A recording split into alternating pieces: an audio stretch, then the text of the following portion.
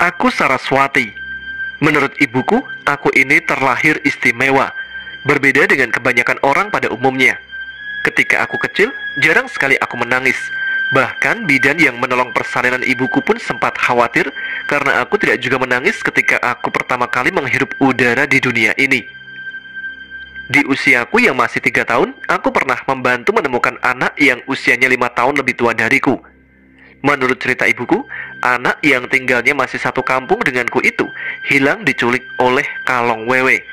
Aku yang terus berteriak menunjuk ke suatu arah membuat ayahku pun membawaku ke tempat yang aku tunjuk, dan orang-orang menemukan bocah laki-laki itu.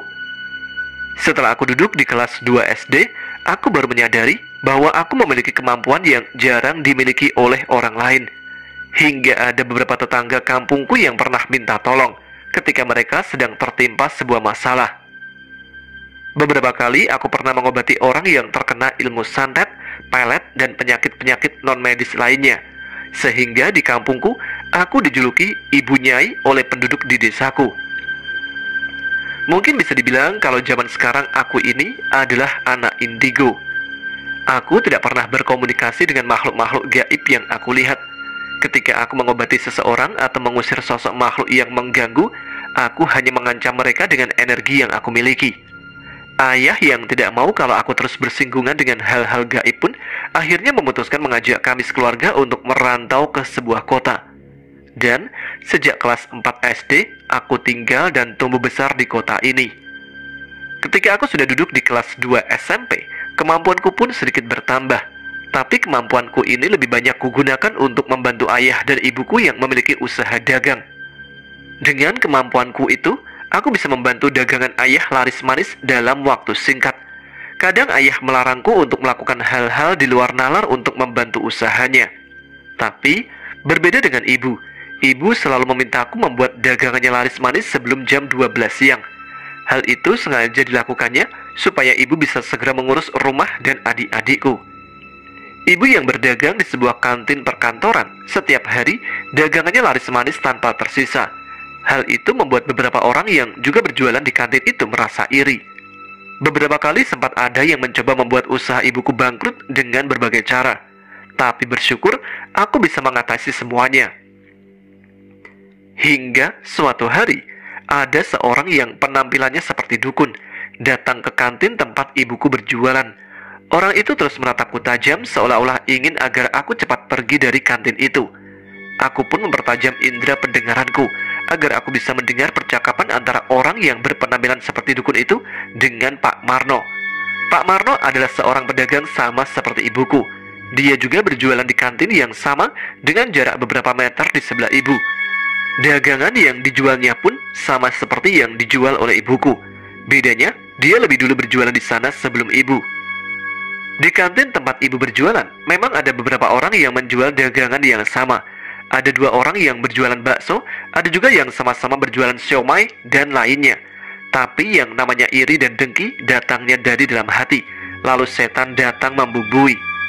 Aku sempat terkejut ketika dari tempat ibuku berjualan, aku mendengar percakapan antara Pak Marno dan lelaki tadi. Dalam bisik-bisiknya, orang yang bersama Pak Marno itu berkata bahwa akulah yang membantu ibuku supaya dagangannya laris manis setiap harinya. Aku pun hanya tersenyum ke arah mereka berdua, walaupun mereka mengira bahwa tidaklah mungkin aku mendengar percakapan mereka. Tapi nyatanya, aku dapat mengetahui niat jahat Pak Marno dari jarak yang cukup jauh. Aku lalu menceritakan apa yang aku ketahui tentang Pak Marno kepada ibu, tapi ibu hanya berpesan supaya jangan gegabah dalam bertindak, karena memang belum ada tindakan apa-apa dari Pak Marno. Aku pun tidak memperdulikannya lagi. Selama mereka tidak mengganggu, maka aku juga tidak akan mengganggu mereka. Ketika libur sekolah catur bulan pertama tiba, beberapa temanku mengajakku untuk camping di sebuah curug di daerah Bogor.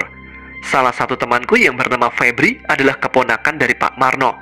Dialah yang sangat antusias mengajakku untuk ikut. Tanpa ada rasa curiga kepada Febri, aku pun meminta izin kepada ayah dan ibu untuk ikut camping bersama teman-temanku yang lain. Karena banyak teman-temanku yang ikut camping di daerah Bogor itu, akhirnya ayah dan ibu mengizinkanku untuk ikut berlibur juga.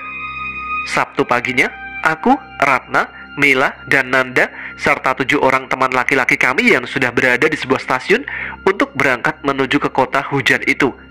Saat itu yang menjadi leader kami adalah Mas Surya, kakak laki-laki dari Nanda yang sudah duduk di kelas 2 STM waktu itu.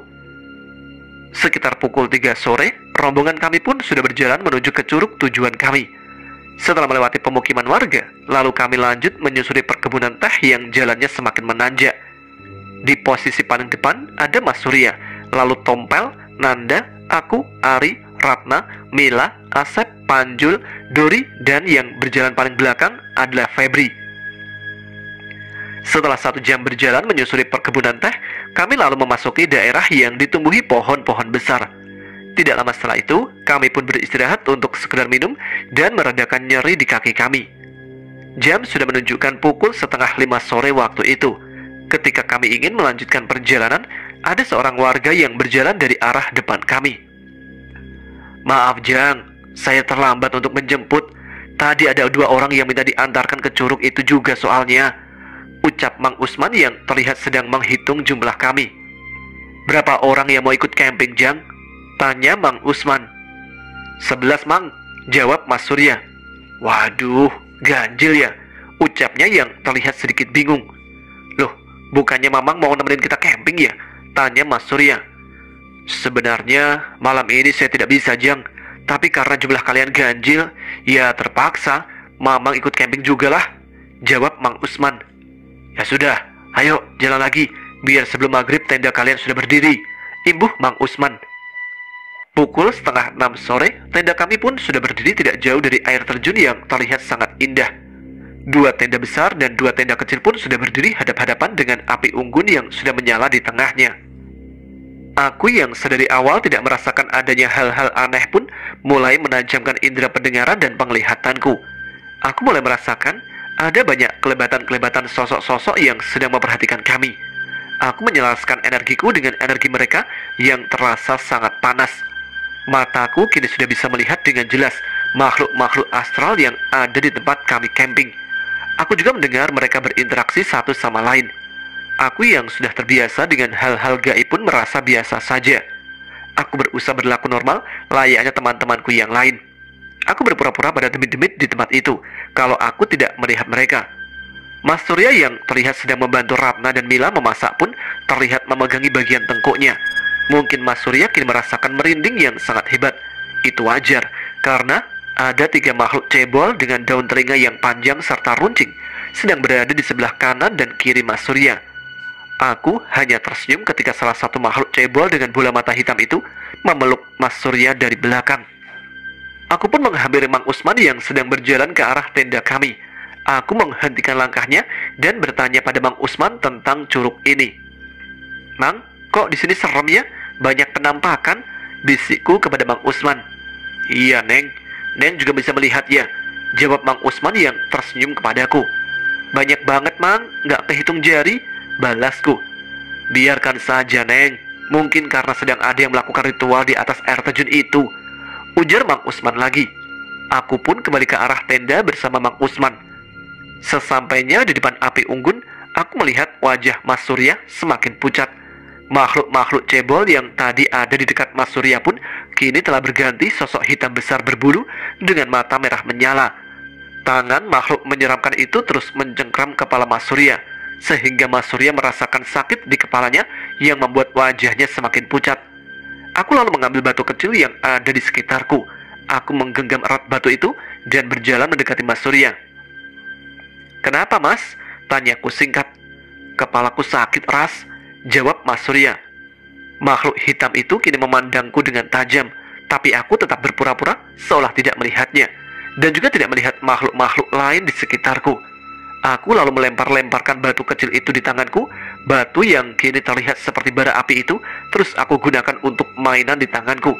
Sampai akhirnya makhluk itu perlahan melepaskan tangan besarnya yang tadi mencengkram erat kepala Mas Surya. Makhluk itu perlahan mundur dan menghilang dari pandanganku. Sementara itu, Mas Surya terlihat beberapa kali menggelengkan kepala dan memeganginya. "Sudah baik kan Mas?" tanyaku yang disambut senyum oleh Mas Surya. "Alhamdulillah, sudah Ras," jawabnya dengan singkat. Aku lalu berjalan mengitari area di mana tenda kami berdiri, sambil terus melemparkan batu yang ada di tanganku. Makhluk-makhluk yang melihatku sedang melempar-lemparkan batu yang merah menyala seperti bara api tadi, perlahan mundur dan pergi meninggalkan area tempat camping kami. Setelah selesai makan malam, kami pun berkumpul mengitari api unggun untuk menghangatkan tubuh kami. Kami bernyanyi dan bercanda dengan riang malam itu. Aku yang sudah tidak melihat penampakan makhluk-makhluk gaib pun tidak mengendurkan penglihatan dan pendengaranku. Aku sudah berniat menjaga teman-temanku dari gangguan makhluk-makhluk penghuni curug itu. Rasa kantuk yang perlahan datang membuat kami satu persatu memasuki tenda untuk segera menyambut mimpi. Aku berada satu tenda bersama Nanda, sedangkan Ratna dan Mila berada di tenda yang posisinya ada di depanku. Sementara teman laki-laki kami berada di tenda yang ukurannya lebih besar dari yang aku tempati. Di luar tenda hanya tinggal tersisa Mang Usman dan Mas Surya serta Tompel. Ketiganya masih terlibat perbincangan seputar curug-curug lain yang ada di daerah itu. Ketika malam semakin larut, Ratna membangunkan Mila yang sudah tertidur pulas. Ratna merasa ketakutan karena mendengar suara tangisan dari kejauhan. Mila yang tidak juga terbangun membuat Ratna semakin ketakutan malam itu. Lalu, dari dalam tenda, dia berteriak memanggil Mas Surya dan Mang Usman. "Mas Surya, aku takut, Mas," ucap Ratna yang terdengar menangis. Mas Surya pun segera menghampiri Ratna bersama Mang Usman dan Tompel. "Ada apa, Ratna?" tanya Mas Surya di luar tenda. "Aku takut, Mas, ada suara orang nangis," jawab Ratna. "Aku, Tompel, dan Mang Usman berjaga di luar tenda kok. Ini kami ada di depan tendamu," jawab Mas Surya. "Iya, Neng, udah tidur saja, aman kok," ujar Mang Usman menimpali. Ratna yang sudah merasa tenang pun kembali tertidur. Dinginnya udara malam itu serta suara air terjun yang seperti bernyanyi membuat Mas Surya dan Mang Usman tertidur di depan tenda yang ditempati Ratna. Tapi belum lama rasanya Ratna tertidur, dia mendengar suaraku dan Nanda yang sedang bercanda di luar tenda. Ratna membatin. "Apa ini udah pagi ya?" tanya Ratna dalam hati. Ratna yang penasaran pun akhirnya keluar dari dalam tenda dan menyapa sosok yang menyerupai aku dan Nanda. "Kalian gak tidur, Ras?" tanya Ratna sambil memperhatikan keadaan sekitarnya yang masih gelap. "Kamu mau ikut kita nggak, Rat?" tanya sosok yang menyerupai Nanda yang kini memunggungi Ratna. Belum sempat Ratna menjawab, sosok yang menyerupai aku dan Nanda pun lalu berjalan ke arah air terjun yang kini terlihat berbeda dari tadi sore. "Tunggulah, aku ikut," balas Ratna yang segera berlari mengejar sosok Nanda dan aku. Karena suara langkah kaki Ratna yang setengah berlari, Mang Usman pun terbangun lalu memanggil-manggil Ratna yang kini terlihat sedang bersama sosok wanita bergaun putih dan berambut panjang. Mang Usman yang kebingungan pun segera membangunkan Mas Surya. Karena mendengar suara ribut di luar tenda, akhirnya aku pun ikut terbangun. Aku yang sudah berada di luar tenda mencoba mempertajam penglihatanku, tapi tidak nampak satu sosok pun makhluk gaib yang ada di sekitar kami. "Kita harus segera memanggil Pak Haji Dayat, Jang. Sepertinya beliau bisa mengembalikan Neng Ratna," ujar Mang Usman yang makin kebingungan. Aku pun mendekati tempat Mas Surya, Mang Usman, Tompel, dan Panjul berada. Aku lalu bertanya kepada Mang Usman ke arah mana Ratna berjalan tadi. Mang Usman hanya menunjuk ke arah air terjun yang terlihat oleh cahaya senter yang kami arahkan. "Mana mungkin sih, Mang, di sana gak ada jalan lain," ujar Tompel yang masih menyentari air terjun tersebut. "Sumpah, Jang, saya melihat dengan mata kepala saya sendiri. Tadi Neng Ratna berjalan mengikuti sosok putih yang berambut panjang, lalu keduanya hilang di balik air terjun," jawab Mang Usman yang semakin kebingungan. Aku lalu mengambil 7 buah batu kecil, lalu menggenggamnya erat di tangan kananku. "Pegang nih, Mas. Nanti kalau ada yang mendengar suara-suara tanpa wujud, lemparkan batu itu ke arahnya. Dan begitu juga kalau ada melihat makhluk-makhluk yang gaib, lemparkan batu itu. Aku akan menyusul Ratna dan membawanya kembali," ujarku menjelaskan kepada mereka. "Bahaya, Ras. Memangnya kamu tahu Ratna berada di mana saat ini?" tanya Mas Surya. "Iya sih, Ras. Nanti malah tambah ngerepotin kita kalau kamu ikut hilang," ujar Tompel yang masih mengarahkan senter ke air terjun. "Insya Allah aku bisa, Mas," jawabku dengan tenang. Aku pun kembali mengambil 3 buah batu yang ukurannya lebih besar dari yang kuberikan kepada Mas Surya tadi. Aku lalu meminta Tompel dan Mas Surya untuk mematikan senternya dan kembali ke tenda untuk menjaga yang lain. "Ras, jangan konyol lu," celetuk Panjul. "Bawel, Unjul," jawabku singkat dan mulai berjalan ke arah air terjun itu berada. Aku yang sudah berdiri di dekat air terjun itu sempat merasa kesulitan karena harus menahan dinginnya air di malam itu. Tapi aku salurkan energi ke seluruh tubuhku dan juga ke sebuah batu yang ada di tangan kananku. "Masa kita diam aja, Pak?" ucap Mas Surya sambil terus memperhatikan aku yang sedang berdiri di depan air terjun itu. "Neng Saras teh punya indera keenam. Memang kalian belum tahu?" tanya Mang Usman kepada Mas Surya, Tompel, dan Panjul. "Sekarang bawa sebagian batu ini ke tenda kita. Jangan sampai ada lagi teman kalian yang dibawa oleh demit-demit tempat ini lagi," pinta Mang Usman kepada Mas Surya.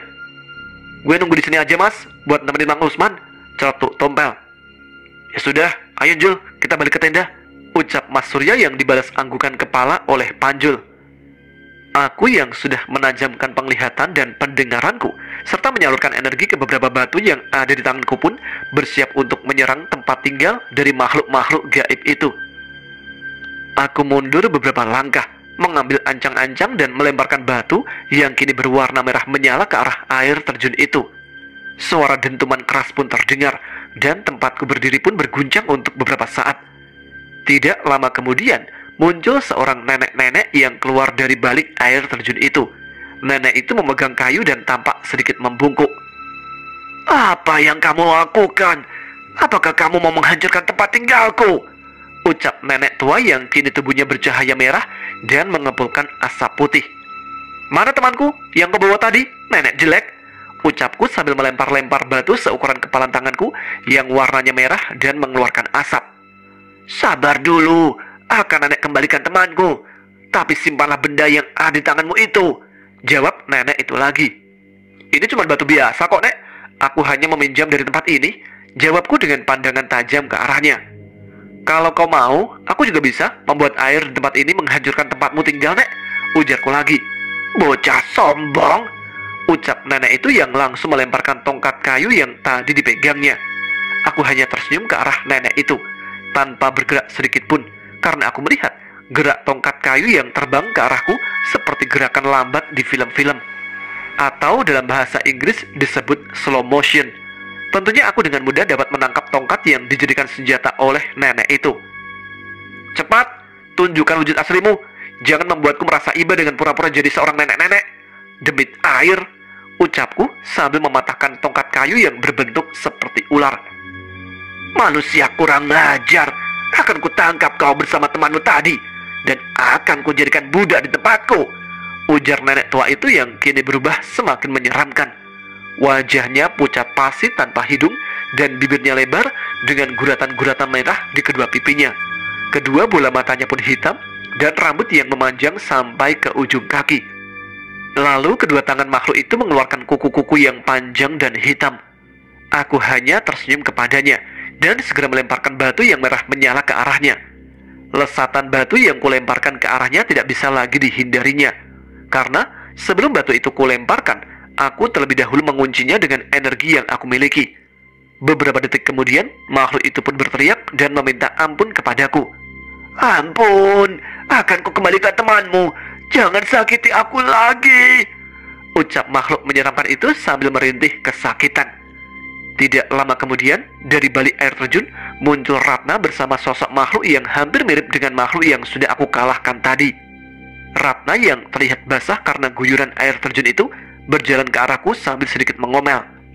"Gila lu, Ras, malam-malam ngajakin orang main air," ucapnya yang terus berjalan sambil menggigil kedinginan. "Ayo Ras, balik ke tenda, udah dingin nih," ujarnya lagi. "Duluan aja Rat, gua mau cuci tangan dulu," jawabku yang menahan tawa karena melihat Ratna basah kuyup.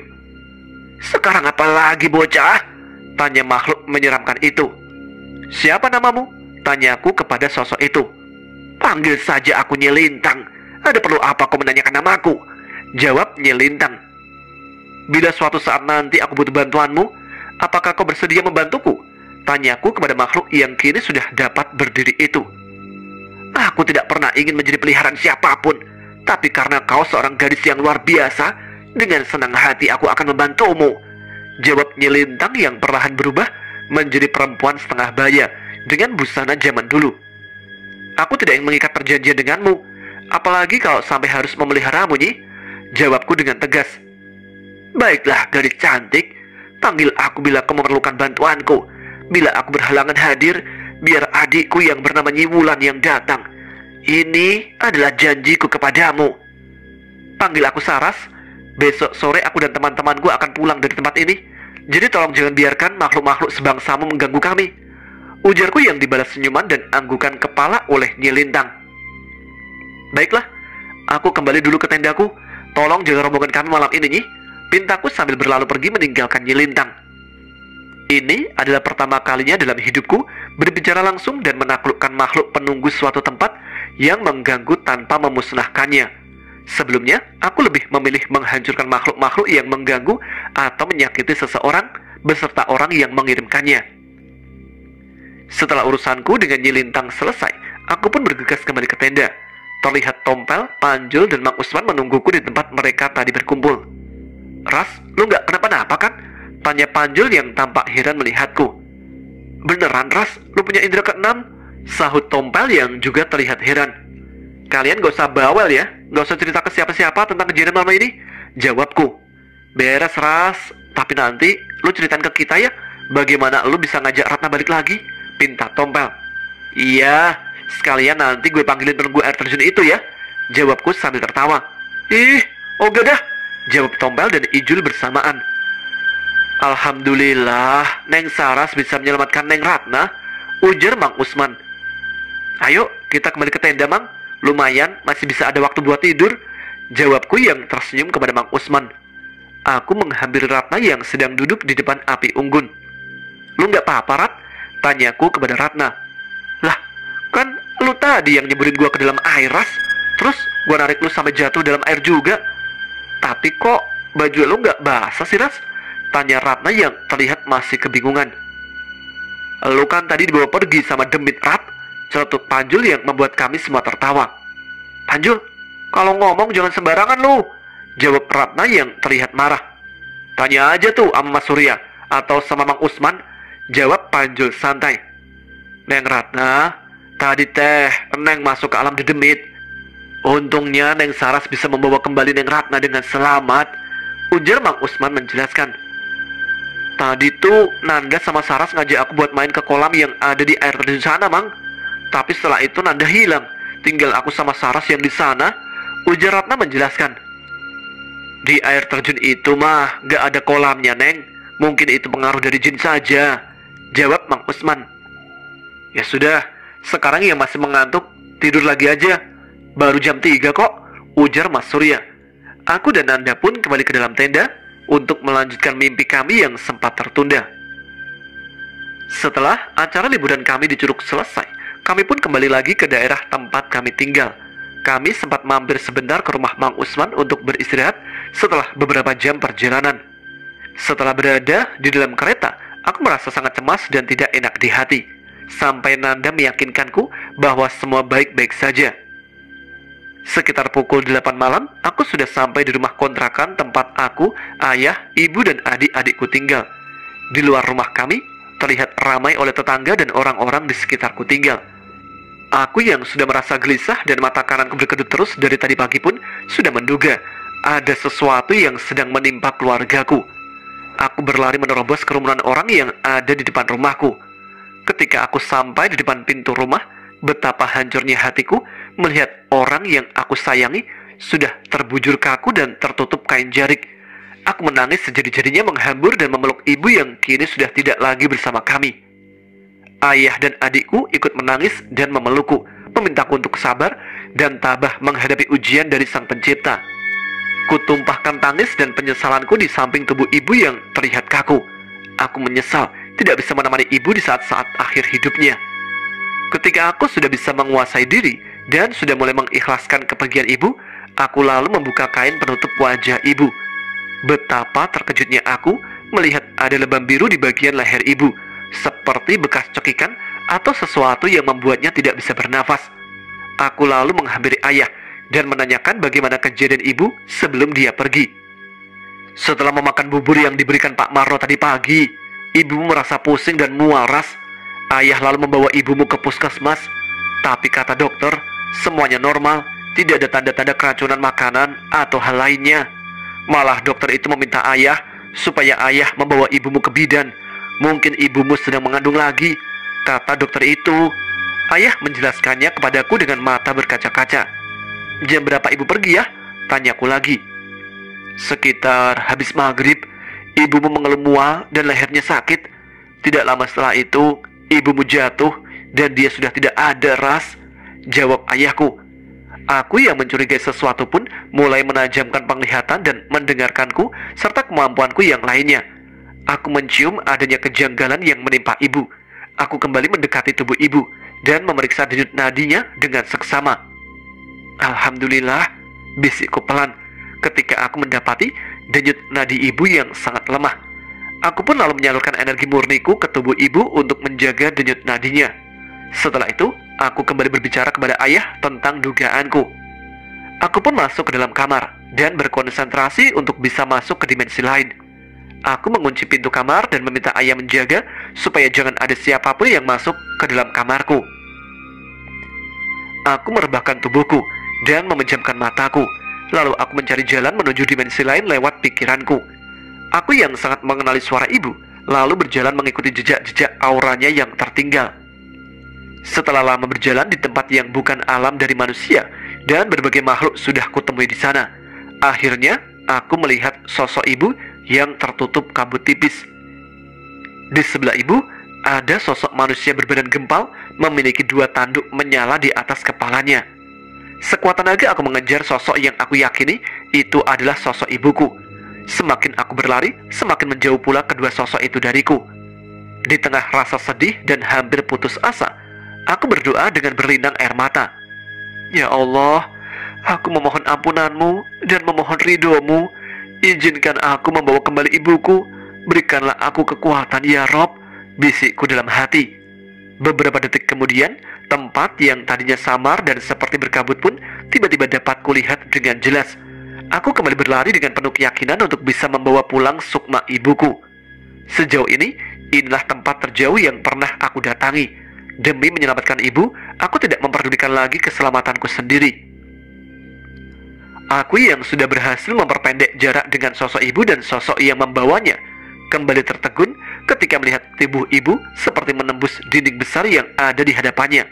Lalu sosok yang membawa ibuku tadi berbalik arah dan langsung menyerangku.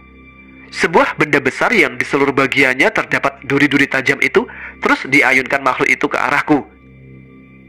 Aku yang hanya bermodalkan tekad yang besar untuk menyelamatkan ibu pun tidak henti-hentinya memohon perlindungan serta pertolongan dari Allah.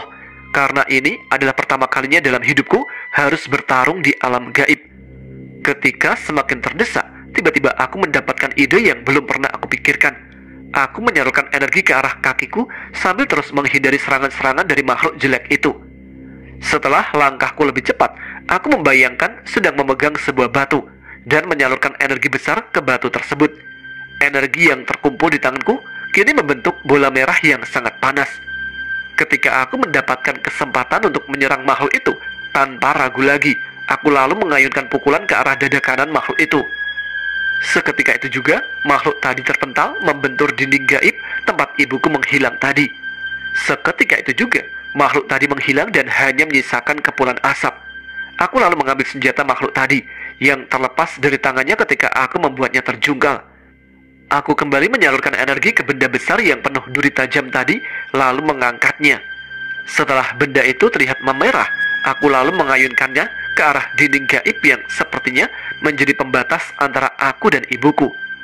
2 kali sudah aku menghantam dinding itu dengan senjata berduri yang sangat panas ini. Suara gemeretak seperti suara kaca yang pecah pun mulai aku dengar. Aku lalu mundur beberapa langkah dan bersiap untuk melemparkan senjata besar yang masih aku pegang erat ini. Ketika aku sudah mengambil ancang-ancang, tiba-tiba muncul lelaki tua bersama sukma ibuku. Cukup nak, jangan kau hancurkan tempat ini. Bawalah kembali ibumu dan tinggalkan tempat ini dengan damai, ucap kakek tadi dengan sikap yang terlihat tenang. Ibu lalu berlari ke arahku dan langsung memelukku. Kami berdua pun lalu menangis bahagia walau masih berada di alam lain. Sekarang, segeralah kalian pergi dari tempat ini sebelum tempat ini mengurung kalian selamanya, ujar kakek itu sambil memegangi jenggotnya. Tapi kek, Tanyaku yang langsung dipotong oleh kakek itu. 40 hari dari hari ini, aku akan datang menemuimu dan menjelaskan apa yang terjadi pada ibumu, jawab kakek itu. Sepertinya waktu kalian di alam ini tidaklah banyak. Segera kembali ke dunia kalian. Berjalanlah lurus sampai tidak ada lagi cahaya yang kau lihat, imbuh kakek tadi yang perlahan menghilang dari pandangan kami. Aku pun bergegas pergi dari tempat itu dan terus menuntun tangan ibuku. Tidak ada percakapan yang terjadi di antara aku dan ibu. Aku terus mengucapkan puji syukurku kepada Tuhan pencipta alam semesta yang masih memberiku kesempatan untuk lebih berbakti lagi kepada ibu dan ayahku juga tentunya. Seperti apa yang disampaikan oleh kakek tadi, aku dan ibu pun terus berjalan ke arah depan sampai tidak ada cahaya yang kami lihat. Dari dalam kamarku, aku mendengar suara ayah dan adikku memanggil ibuku. Aku pun perlahan membuka mata dan mulai menggerakkan tubuhku yang terasa sangat lemas sekali. Tulang-tulang di dalam tubuhku seperti melunak dan tak mampu menopang tubuhku. Aku pun memaksakan tubuh ini untuk berjalan perlahan membuka pintu kamarku dan segera ingin memeluk ibu. Tangis bahagia dari keluarga pun kembali hadir, diiringi tangis bahagia juga dari saudara-saudaraku yang juga tetangga-tetangga terdekatku. Aku memeluk ibu dan berkali-kali meminta maaf kepadanya, tapi ibuku menggelengkan kepala dan kembali memelukku lalu berkata, "Terima kasih Ras atas perjuanganmu menyelamatkan ibu," ucap ibuku sambil membelai rambutku. Aku yang mendengar itu lalu tersenyum di pelukan ibu dan tiba-tiba pandanganku gelap, lalu aku kehilangan kesadaranku. Udara panas terasa menyengat kulitku, keringatku pun membasahi pakaian yang aku gunakan. Perlahan aku menyibak selimut dan memanggil orang yang paling aku sayangi. "Ibu, Bu," ucapku yang masih terdengar lemas. Ibu pun berlari menghampiriku lalu duduk di sampingku. "Alhamdulillah, kamu sudah sadar, Nak," ucap ibuku yang langsung memberiku segelas air putih. "Kamu pingsan 3 hari loh, Ras," ucap ibuku yang terus memijat kakiku. "Hah? 3 hari, Bu?" seruku yang terkejut mendengar perkataan ibu.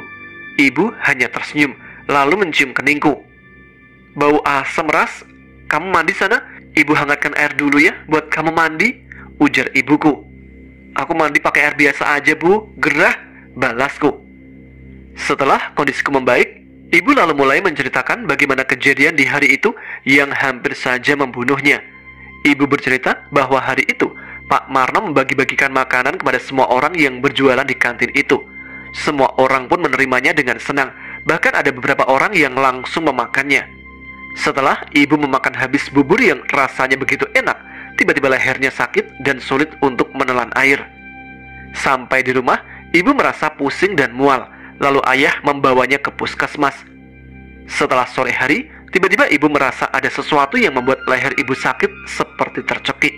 Dan setelah itu, ibu jatuh lalu tidak sadarkan diri. Ketika terbangun, ibu sudah dalam keadaan terikat dan ada makhluk seperti kerbau yang wajahnya sangat menyeramkan. "Jadi, Pak Marno ya, Bu, biang keladi masalah ini?" tanyaku kepada ibu. "Sudah, biarkan saja, Ras. Jangan membalasnya untuk kali ini," pinta ibuku. "Kamu harus bisa mengendalikan diri, menahan emosi dan tidak bersikap gegabah, Nak," ujarnya lagi. "Iya, Bu," jawabku singkat. "Kali ini aku akan menahan diri, tapi sekali lagi dia berani menyakiti ibu dan atau keluarga kita yang lain, maka aku akan membalasnya, Bu," ucapku dengan tangan terkepal. "Punya kemampuan itu tidak boleh berlaku semena-mena, Ras. Apa yang kamu miliki itu anugerah dari Allah. Gunakanlah untuk kebaikan," ujar ibuku sambil memegang tanganku. "Iya, Bu," jawabku dengan melepaskan senyum ke arah ibu. "Assalamualaikum," terdengar suara ramai di depan pintu rumahku. "Waalaikumsalam," jawab ibuku yang langsung berjalan ke pintu depan. "Ras, ada teman-temanmu nih," ucap ibu dari ruang depan. Aku lalu berjalan menghampiri teman-temanku yang datang untuk menjengukku. Terlihat beberapa temanku yang beberapa hari lalu pergi bersamaku, tapi tidak ada satu orang yang kedatangannya sangat aku harapkan. Setelah berbagi cerita bersama Nanda, Ratna, Mila, Tompel, Panjul, dan yang lainnya pun berpamitan untuk pulang. Aku pun mengantar mereka sampai di ujung gang tempat aku tinggal. Banyak ibu-ibu dan tetanggaku yang meminta menceritakan apa yang kualami malam itu, tapi aku hanya senyum-senyum mendengar rasa penasaran mereka. Sore hari pun tiba. Aku kembali teringat pesan kakek yang membawa ibuku dari dalam dinding gaib waktu itu. Kakek itu berkata akan datang menemuiku setelah 40 hari. Aku yang merasa tubuhku sudah pulih kembali mencoba membuka energi dan mata batinku. Tapi sungguh aku terkejut ketika kurasakan sensasi berbeda dari sebelumnya. Penglihatanku lebih jelas dan pendengaranku pun lebih tajam saat ini. Sampai aku bisa mendengar sesuatu dari dalam hati seseorang. Ketika aku mencoba untuk menyalurkan energi ke seluruh tubuhku, tiba-tiba aku melihat seseorang yang sedang berjalan menuju ke rumahku. Orang inilah yang kehadirannya aku tunggu. Dan orang inilah yang membuatku segera bangkit menuju kamar untuk mengganti bajuku serta berdandan secantik mungkin sore itu. Alah, anak SMP, awas ya kalau sampai pacaran, celetuk ibuku yang melihatku sedang berganti pakaian dan tercium wangi parfum yang sangat semerbak. Kamu mandi pakai parfum, Ras? Ujar ibu yang terdengar bawel seperti biasa. Ibu, jawabku. Awas ya kalau kamu pacaran, kamu masih bau kencur, bisik ibu di telingaku. Iya ibu, jawabku singkat lalu keluar rumah untuk menunggu seseorang yang waktu itu spesial di hatiku. Orang itu bernama Arga Ardianto.